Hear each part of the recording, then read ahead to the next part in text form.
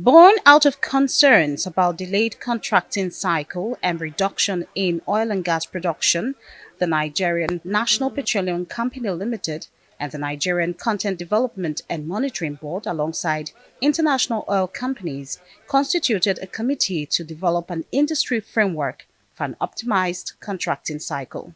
The final industry framework agreement developed is what is being signed here. The contracting process itself, it's a fundamental process for the industry, especially in the shape and form in which it is today. And I believe if we get it right, a lot of the issues that we currently face will automatically scale through.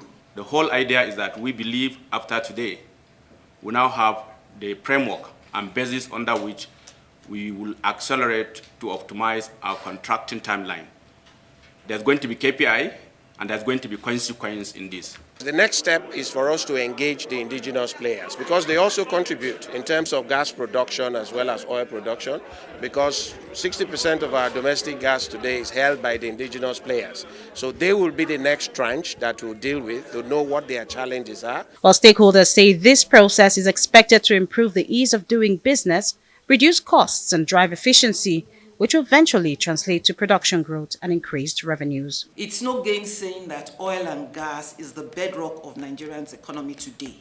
Once we get the contracting process right, we get the industry back on track, and we'll get the entire economy back on track. What it's all about is reducing the contracting cycle time to as much as 1 year, if we can, from almost 3 years. This is significant, and when we talk about cycle time, it's major contracts, not the minor ones that they do, but those major contracts that will lead to final investment decisions and bring in the most needed foreign direct investment. We say if we can deal with FIA, we can deal with security, the next issue is cost. But we found out that we cannot deal with the cost issue unless and until we address the issue of contracting. And contracting was one thing that we know we co-create the way and manner the outcome is generated. The international oil companies represented here are satisfied with the agreement. They, however, say there should be digitization and total implementation of the process. I think it's important that very quickly after endorsing this framework, that we conclude work on those enablers.